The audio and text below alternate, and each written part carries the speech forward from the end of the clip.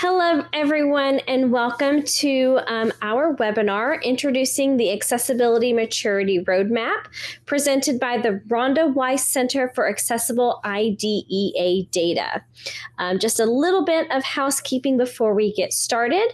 If you have any questions or comments throughout the webinar, please utilize the comment or chat button on the bottom of your toolbar. We will address those questions throughout the webinar itself. Someone will reply. Unfortunately, because of our time crunch, we will not be able to have a dedicated question and answer session at the end. But if you have any questions or comments, please feel free to contact us later. I will put the contact webpage for you momentarily in the chat. Also, we do have live captions taking place during today's webinar. I want to say thank you to Adela for providing those.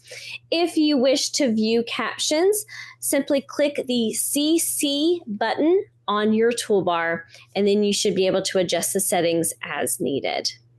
And with that, I'm going to toss it over to Livette to get the webinar started.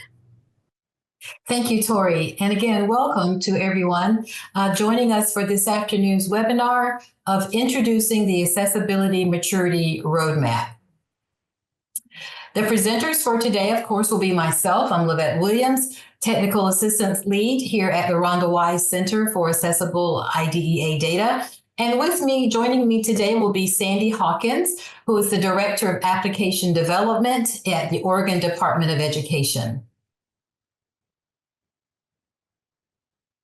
The goal of our webinar today is, of course, to provide a framework for state education agencies and leading agencies to make Part C and Part B data systems easily used or assessed by people with disabilities. So why does accessibility even matter? As you all know, on this call, there are quite a few applicable laws and regulations pertaining to accessibility. So at this point, let's just review some of those laws really briefly. First, we have the Americans with Disabilities Act. We also call it the ADA. And it requires that state and local governments and places of public accommodation must ensure that individuals with disabilities can communicate with, receive information from, and convey information to the covered entity. And as of April 2024, April last year, Title II of the ADA now requires specific technical standards be implemented to ensure web content and mobile applications are accessible. And that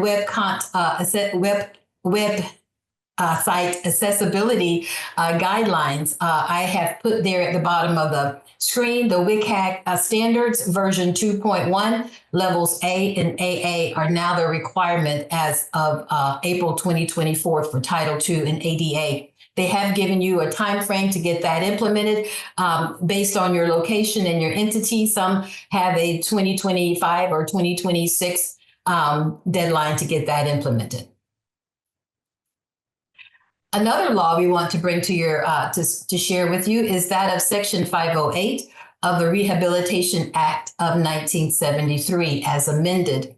As you can see on the screen there, it requires that information and communication technology used by federal employees provide equivalent access to information and data for individuals with and without disabilities. Also, the 21st Century Integrated Digital Experience Act requires that any executive agency with a new or redesigned website, web-based form, web-based application, or digital service is accessible to individuals with disabilities in accordance with Section 508. And last but definitely not least, the law we want to bring to you is Section 504 of the Rehabilitation Act of 1973, which prohibits discrimination based on disability in any program or activity receiving federal financial assistance from the Department of Education. And with that being said, the Office of Civil Rights enforces several laws, and one of them being Section 504 of the Rehabilitation Act.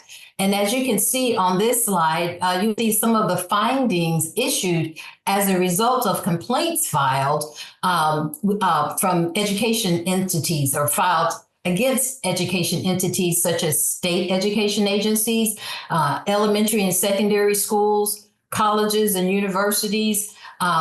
So what I have here on the screen are those findings, the top 4 findings that I found on this website. And that being is the first one, users with disabilities who use computer keyboards for navigation due to a disability did not have access to all contents and functions. Documents provided in portable document format, such as a PDF, were inaccessible to people with vision disabilities who use screen readers. The foreground and background colors of important content lacked sufficient contrast, posing a barrier to people with low vision.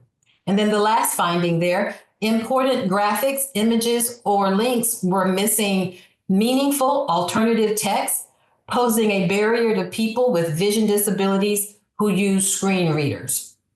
So our hope is that the use of this roadmap that we're going to talk about today will help agencies be proactive in removing barriers to accessibility rather than being just reactive. So let's start by talking about some of the benefits of using this accessibility maturity roadmap. And with that, let's talk about the intended user audience for this roadmap. And you'll see on this slide several different roles that you will find in state education agencies as well as leading agencies. And please know that by no means will this be an exhaustive list. You may have other roles within your agency that may be a part of this and that could take benefit of this roadmap.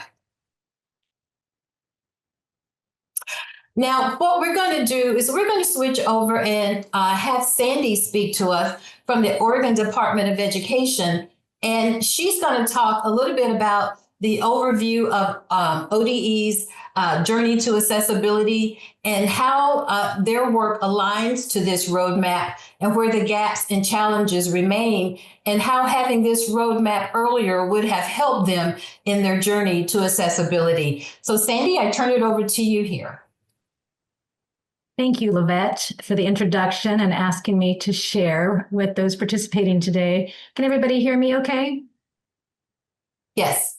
Okay. First, I want to say that the work that Livette and the Weiss Center and others have done to create the Accessibility Maturity Roadmap is so appreciated. I think that this will assist many in their accessibility journey going forward. And as I was asked, I'm going to talk a little bit about the Department of Education here in Oregon and how our accessibility journey started. It might be similar to others, especially some other state agencies, in that we had a finding from the Civil Rights Office back in 2016, which prompted our work towards ensuring that our online content was accessible to everyone. And to give you an idea of what that meant for our agency, at the time, we had just over 1,000 web pages available to the public and over 3,500 documents that were not accessible. And so the volume of work was quite high. And we approached the work, and some of what we did does align in part to the roadmap. The first thing that we did was to create an accessibility project initiative, and we assigned a project manager and we set up a governance structure for our work. Because with that kind of a volume, those that were here at the time really had the foresight to make sure that we had a structure in place that would get us where we needed to go to actually be accessible. So the structure we had set up included several work streams for each of the bodies of work that were necessary for remediation. And those included teams assigned to do things like develop our agency accessibility policy, or to do document remediation, or to produce training materials for new hires and current staff at ODE for making their documentation accessible. The agency also hired a group from our state's prison system. Our women's prison here in Salem actually has a group of women that works on accessibility as a part of their incarceration, but workforce within that incarceration. And so they review website code for accessibility. So we were able to have some cost savings because our accessibility needed to have an outside evaluation. And so in that way, we were able to not only get an outside evaluation of our web content and our websites, but also be able to save the agency some money, because as you can imagine, back in 2016, we did not have budget set aside to do this work.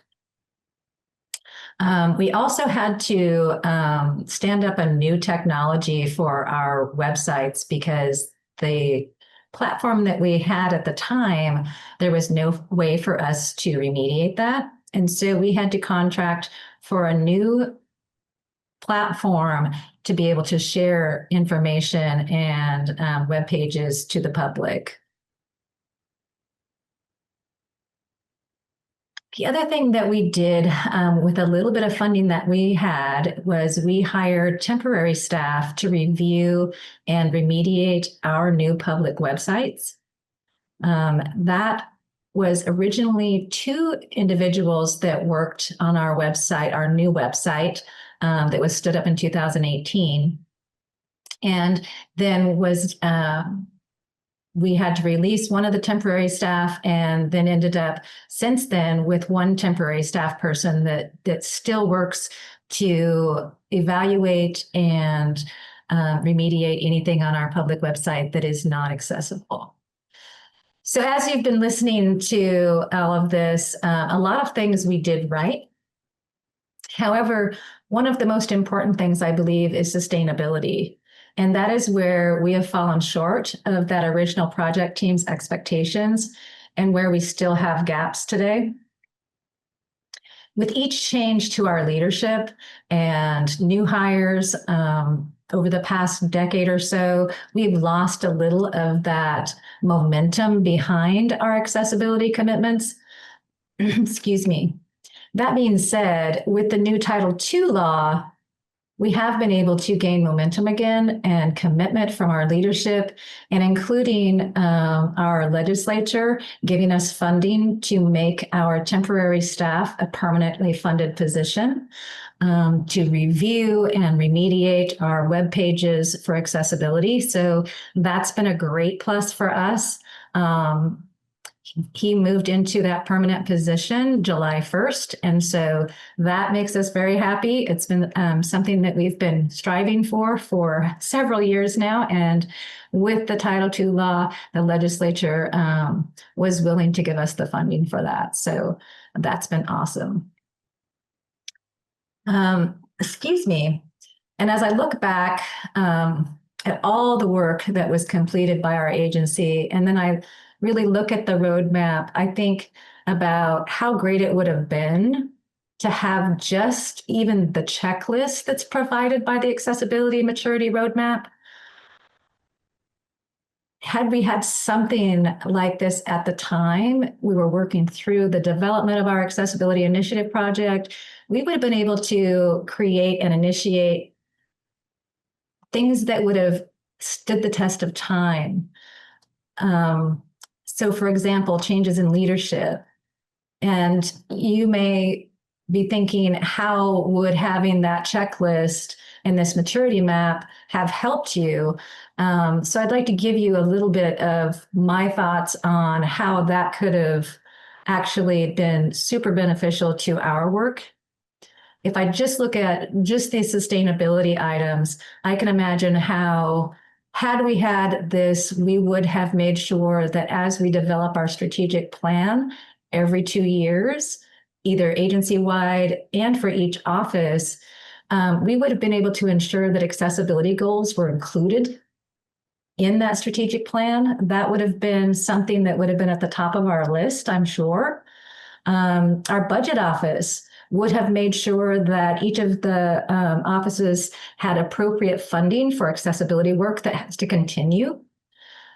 In addition, our HR department would have required each job posting and job description to include responsibilities around accessibility. And our agency and the state, for that matter, could have ensured that accessibility training is required for all employees that are hired. So when I look at that, it's like, that would have been very helpful. That would have helped us leverage and really taken it to leadership. And these are the things that we need to do for sustainability. So now that I have this checklist, I believe that we have a really great opportunity to use these tools to assess our maturity, to use the information to report to leadership where our gaps are, and allow them to prioritize and make decisions on filling those gaps with current resources. With everybody's budgets the way they are here in Oregon, we're not going to have the funding to hire additional positions, but it will give us, I believe, the leverage for each of our offices to really say, here's some gaps that we have with accessibility, and we're going to have, these resources actually focus part of their work on these things. So I think, all in all, what I've seen over the past decade at ODE, I really feel like this maturity roadmap, if others find themselves even partially where we were back in 2016, this roadmap is really going to help you set up exactly what is needed, not only for sustainability, but to look at your technology, to make sure that you know where your gaps are and what resources you're going to need. And so I just totally appreciate this roadmap being available to everybody. And I wish we would have had it back in 2016.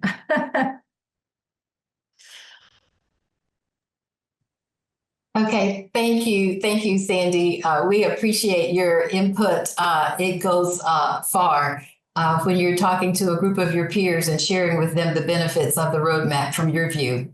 So thank you again. So with that being said, we're going to go right into the Accessibility Maturity Roadmap. At first, we started off by talking about why accessibility matters. Now we're going to talk about why accessibility maturity matters. And we start off by having to understand your agency's accessibility maturity. First, it helps us understand how well your agency has embedded accessibility into its day-to-day operations, which encompasses the culture, the policies, the practices, and digital infrastructure. And accessibility maturity even matters when your agency is preparing to procure new software, believe it or not. It is important to have policies or practices that require new software adhere to specific accessibility standards before they are considered for procurement. And it will also help shift the mindset to buy solutions that are accessible for all. It prevents new barriers for people with disabilities, and it helps fulfill legal requirements from the start, which leads us to item number 3. Accessibility maturity matters because it gives us a clearer picture of our legal and compliance risk.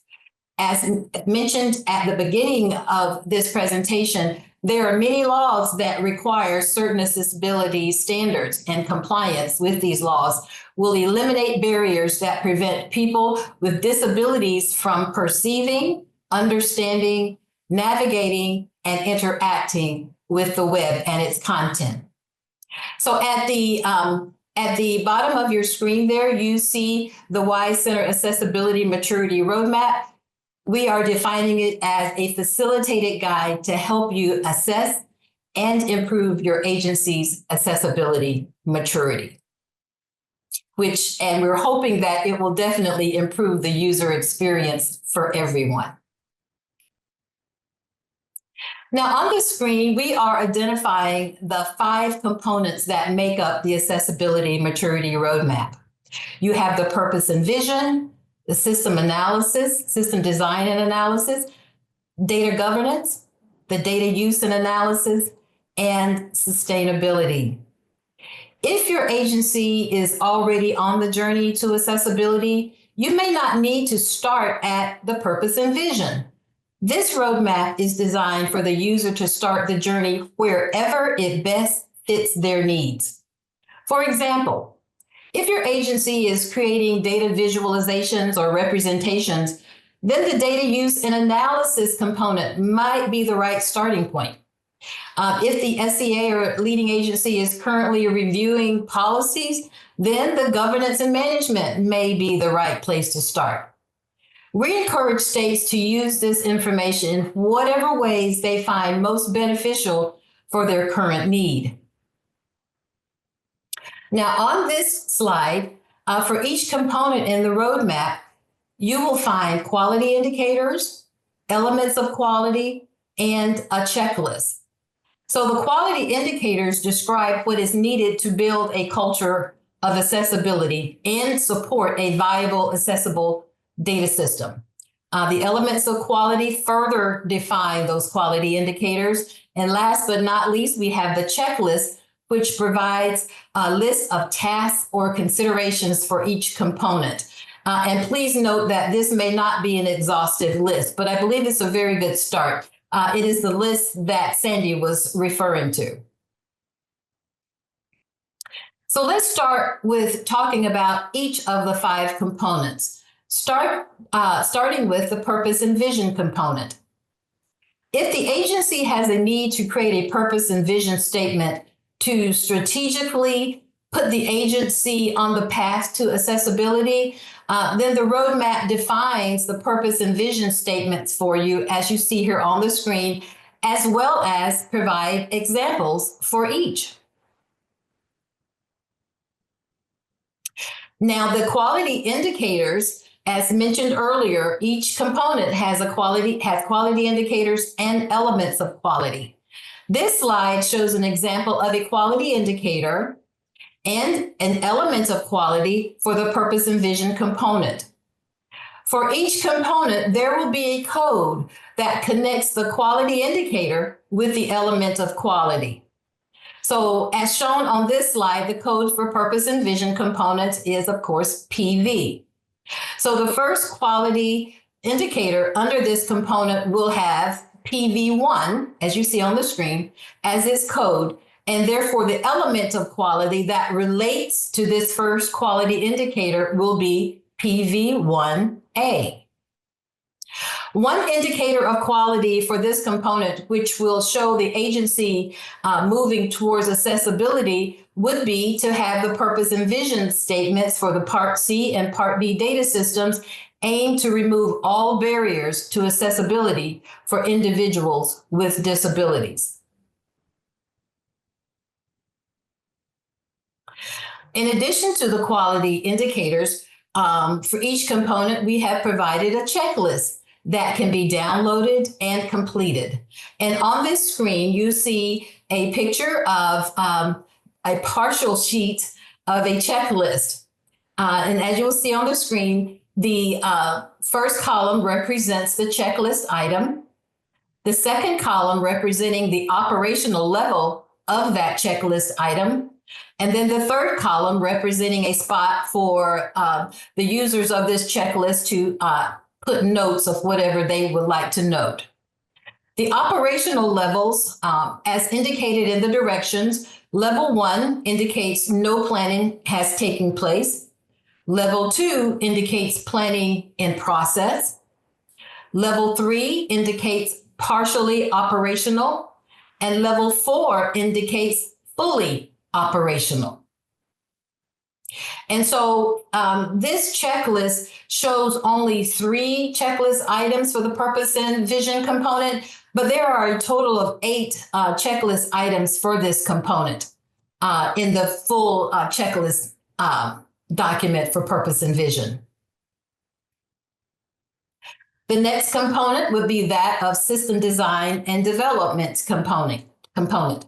So when developing or modifying a data system, accessibility must be considered to ensure that it is usable by as many people as possible, including those with disabilities. There are existing web accessibility evaluation tools that will help determine if your website, your mobile application, your documents, or your source code meets accessibility guidelines. However, these tools are only useful for establishing a baseline and are not a substitute for manual testing with screen readers and other assistive technologies. Due to the age, the specific version, or the overall accessibility of a given software application, retrofitting the software for accessibility may not be an option. If the current data system technology does not allow for modification to produce an accessible application, new software may be necessary to obtain that necessary level of accessibility. So when making these decisions, the agency should also consider the diverse needs of their users, including those with visual, auditory, motor, and cognitive disabilities. And some of the roles most important to this accessibility process include individuals such as application developers, business analysts, web developers, quality assurance staff, content creators, Part B and Part C data managers, accessibility staff, and of course, individuals with disabilities when possible. All of these roles are important to the accessibility process, and sometimes additional training is needed to enhance the skill set of current staff. And finally, be aware of the legal requirements for accessibility, as I have there in the fourth bullet, and also as we mentioned at the beginning of this webinar when we mentioned all of the pertinent laws. Here's an example of quality indicator, SD2, SD representing system design and development. I will not read through these to the quality indicator and the element of quality, but for quality indicators for this component, we're only showing one on the screen, but in total, we have 4 quality indicators in the roadmap, and it has also 21 elements of quality in the roadmap. And those quality indicators include topics such as analyzing the current system and documenting the requirements to make it accessible. Also, there's information in there about creating, reviewing, and revising materials to support an accessible data system. Now, the checklist for the system design and development, I'm only showing you an example of 3 on this screen, but in total, we have 27 checklist items in the roadmap for the system design and development component. And those checklist items reference automated and manual tools and procedures for evaluating accessibility compliance. It also references the development or enhancement of the Part C and Part B data system compliance to accessibility standards, and the availability of standard procedures for developing accessible content in documents, spreadsheets, presentations, and PDFs. Again, there are 27 checklist items for this component. The next component we want to talk about is the importance of the data governance and management component. From a process management standpoint, accessibility will require a cultural change, and I'm sure all of you on the call understand that. A cultural change to the normal course of business. It will affect every part of the data collections and reporting process and will be a continual requirement throughout the lifetime of the data system. Current policies may need to be updated to incorporate the commitment to accessibility, or new policies may need to be created. Even though the focus is on having an accessible data system, this will have an impact on other departments within your agency also. For example, it will impact your HR department, especially when onboarding new staff who will need to be informed of the accessibility requirements related to their job. Another department that will be impacted will be that of the procurement office when the agency is planning to purchase new software. The procurement process must include steps to ensure the software meets the agency's required accessibility conformance level. So these are just some of the reasons for the importance of that data governance and management component. Within the roadmap, the data quality, the quality indicators and elements of quality. I have an example of one quality indicator on the screen. In the roadmap, you will find a total of 6 quality indicators and 19 elements of qualities. And those topics of elements of quality that you will find reference the use of a data governance steering committee. It talks about data privacy, as well as the development of policies surrounding accessibility. For the checklist for the data governance and management component, there are a total of 24 checklist items in the roadmap. And those checklist items cover topics such as policies and procedures, HR staff onboarding process, procurement procedures, the training of content creators, privacy agreements and memorandums of understanding, accessibility compliance standards, the creation of a steering committee, and standardizing training materials. Next, we have the data use and analysis component. The way an agency analyzes and presents data for use by the public can either support access or create barriers for individuals with disabilities. Effective data use includes creating reports such as data tables and visualizations that are accessible to everyone, regardless of their abilities. This means designing data representations that are understandable, that are accessible, and engaging for everyone. For example, a common accessibility barrier for data visualizations include color schemes that are not accessible to people who have visual impairments, or interactive visualizations that are not accessible for all users. Ensuring that color schemes are high in contrast and meet accessibility requirements resolves this issue. The data use and analysis component is vital for enhancing accessibility. It drives the creation of inclusive data products, identifies barriers, and ensures that individuals with disabilities experience the benefits of data-driven insights and services. Here on the screen, you will see an example of quality indicator. And this quality indicator has 2 elements of quality as displayed on the screen.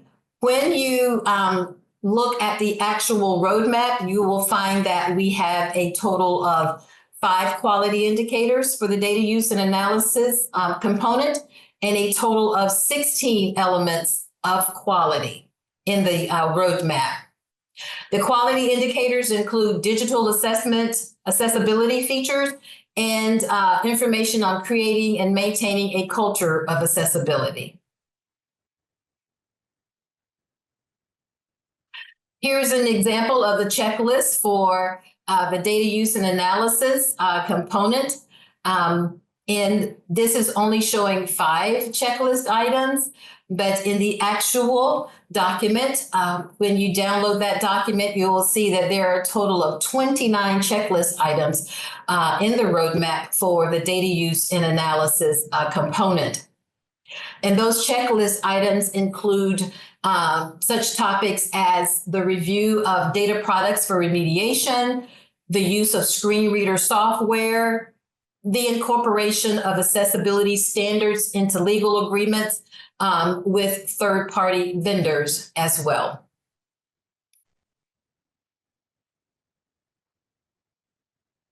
Moving on to the 5th and final component of the roadmap, and that would be the sustainability area. And I appreciate Sandy mentioning how important this section would have been to them if they had it a little bit earlier as well. So ensuring that the Part C and Part B data system is accessible is an ongoing process that must be sustained over the lifespan of the data system. And key factors leading to sustainability include items such as people in leadership positions are committed to the accessibility standards for Part B and Part C data systems. Job descriptions require all staff involved in the development, the governance, the maintenance, and use of the data system to adhere to documented accessibility standards. Another factor in sustainability would be the orientation of new staff, includes accessibility training, especially for those staff members involved with the Part B and Part C data system, and all content creators.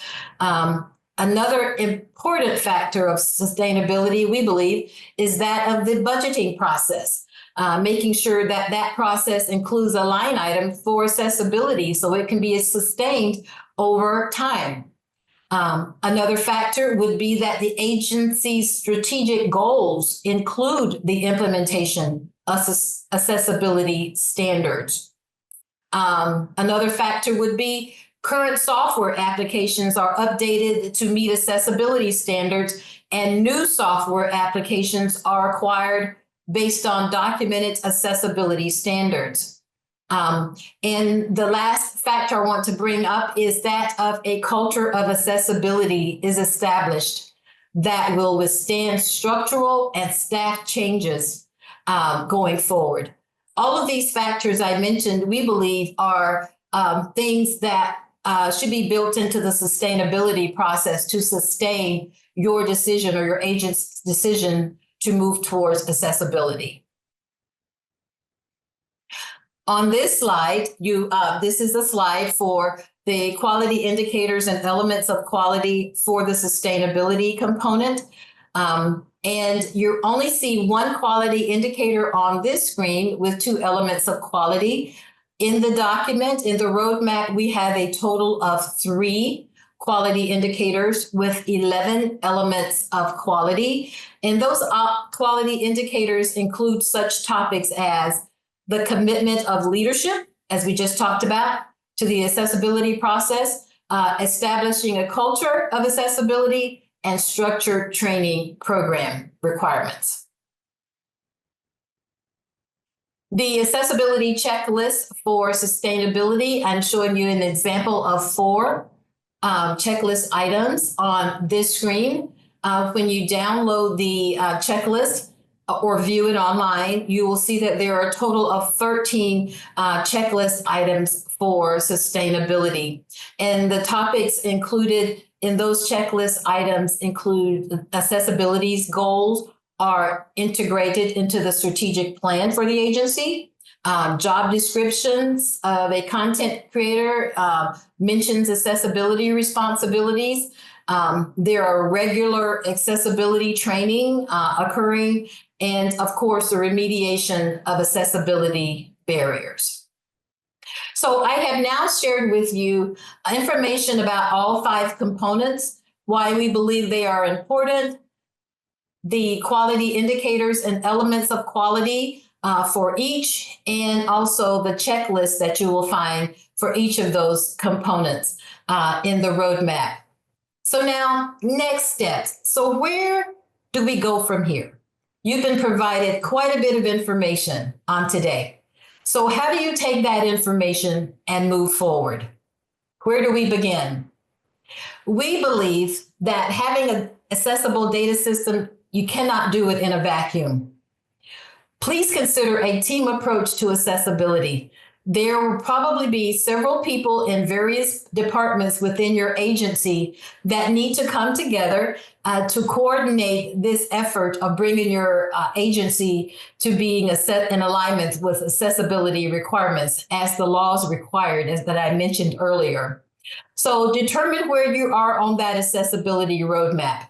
Please remember, as I mentioned earlier, If you're working on a specific project and you think data analysis and use is where you need to start, well, that's where you need to start. The roadmap was not built for in a way that you had to start at purpose and vision to get to sustainability. Please use the roadmap based on where your agency is currently. If you would like to, if you need help or have questions concerning the roadmap, you can contact your WISE Center liaison for help. If you do not know who your WISE Center liaison is, you can still reach out to us. And I've given you on this screen a way to contact us, www.wiseta.org/contact-us. And I'll say it again, www.wiseta.org/contact-us. So at this point, we would love to know what you think about the roadmap. We are currently looking for volunteers to give us feedback on the roadmap. We want your feedback. There's a graphic on this screen, and that's exactly what it says. We want your feedback. So if you're on this call and you would like to review the roadmap and give us your thoughts, your suggestions, what have you, we would love to get your feedback on the roadmap. Do you think this is a tool that would benefit your agency? Please let us know. You can email me, I'm Lavette Williams, at lewilliams@aemcorp.com. Or again, you can reach out to the WISE Center Contact Us page as well. And you can also drop in the chat if you are someone that would like to sign up to be a volunteer to review the roadmap and give us your thoughts. We would love to have your thoughts. Again, you may drop your name and contact information in the chat if you would like to volunteer. The WISE Center also have other resources available to our user audience as well. We have the Writing Alternative Text Guide already posted out there for you, as well as an accessibility guide on Microsoft Excel and Microsoft Word. We will be posting the accessibility guide for PowerPoint. The plan and the schedule is to have that posted for you in August. This is just a reminder that the 35th anniversary of the ADA is just 11 days away. And so we want you to stay tuned for our upcoming blog that will be posted real soon concerning the 35th anniversary of the ADA. Now that concludes our webinar for this afternoon. But before you leave, please scan this QR code and give us some feedback on this presentation. The feedback, the questions that you'll be asked will take you 3 minutes or less to respond to. And so please scan the QR code. I will leave this here for just a few moments for you to be able to scan the QR to start that feedback. Again, thank you for your time and attention this afternoon to our webinar on introducing the Accessibility Maturity Roadmap. Have a great afternoon. I will, again, leave this QR code up for another minute or so for you to have the opportunity to scan it in and give us your feedback on this presentation. Thank you so much, Lavette and Sandy, for this wonderful presentation. If you have any questions, please feel free to contact the WISE Center. The contact webpage link will be in the chat for you to copy and to put into your web browser to then send a message.